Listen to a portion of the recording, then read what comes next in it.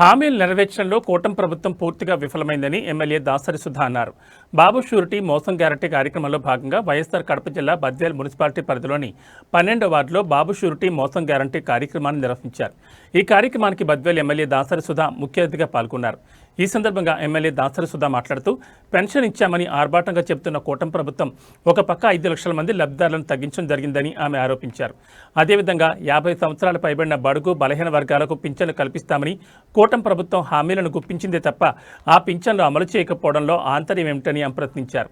50 సంవత్సరాల పైబడిన వారు సుమారు 15 లక్షల మంది ఉంటారని, వీరందరికీ పెన్షన్ మంజూరు చేయకుండా సంవత్సర కాలం జరిగిపోయేలా మోసం చేశారని ఆమె అన్నారు. ఒక్కొక్క పింఛన్దారునికి 50,000 చొప్పున ప్రభుత్వం బాకీ పడిందని ఆమె ఆరోపించారు.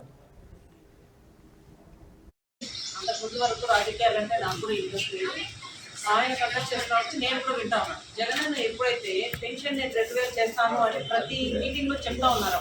ఇప్పుడు వస్తానే నేను ఈ డ్వాక్రా మహిళలకు రుణమాఫీ చేస్తాను అనగానే పసుపు కుంకుమకైతే ఇవ్వడం లేదు.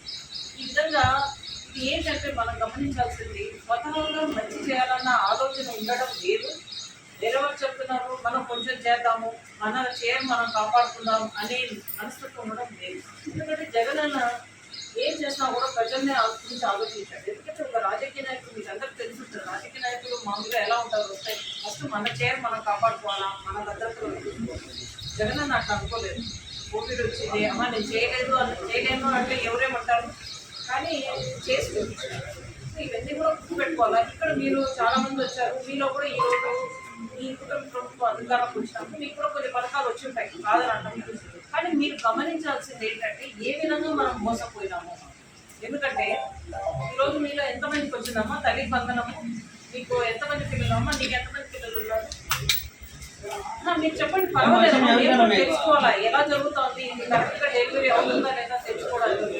మీకు ఎవరికైనా తల్లికి వందనం ఇప్పుడు ఈ ప్రభుత్వము మీకు ఎంతమంది పిల్లలకు వచ్చింది, మీ ఇంట్లో మీ వాళ్ళు ఎంతమంది చదువుతున్నారు, మీకు ఎంతమందికి వచ్చింది, గ్యాస్ సిలిండర్లు ఎంతమందికి వచ్చింది, మహిళలు ఇప్పుడు ఇక్కడ అమ్మ ఉంది, అమ్మ నీకు జగనన్న ఉన్నప్పుడు 45,000 డబ్బులు వచ్చింది, అర్హత ఉన్నప్పుడు వచ్చింది. మరి ఈ రోజు మీకు 50 ఏళ్ళ లోపల ఉండే వాళ్ళందరికీ నెలకు 1500 ఇస్తానన్నాడు. ఎంతమందికి వచ్చింది? మన పిల్లలు ఎంతమంది ఉద్యోగాలు లేకుండా ఉన్నారు, ఇక్కడ పిల్లలు ఉన్నారు, ఎంతమంది నిరుద్యోగులు ఉన్నారు. మరి వాళ్ళందరికీ నెలకు 3,000 ఇస్తానన్నాడు. 14 నెలలు అయిపోయింది. మరి ఇది మోసం కాదా? కొన్ని పథకాలు చెప్పి నువ్వు అన్ని పథకాలేమో 143 చెప్తివి, దాంట్లో గొప్పవి సూపర్ 6 అని చెప్తివి, దాంట్లో కొన్ని చేసేసి నేను అన్ని చేసేసిన ఇంకెవరన్నా అడిగితే మీ నాలుగు మందం అంటే ఎట్లా? 1 సంవత్సర కాలం నువ్వు చెప్పిన 5 ఏళ్ళు నీకు అధికారం ఇచ్చిన 5 ఏళ్లలో 14 నెలలు పూర్తిగా పోయాలి. ఇంకా అప్పుడు నువ్వు ఏమి గొప్ప పరిపాలన చేస్తావు?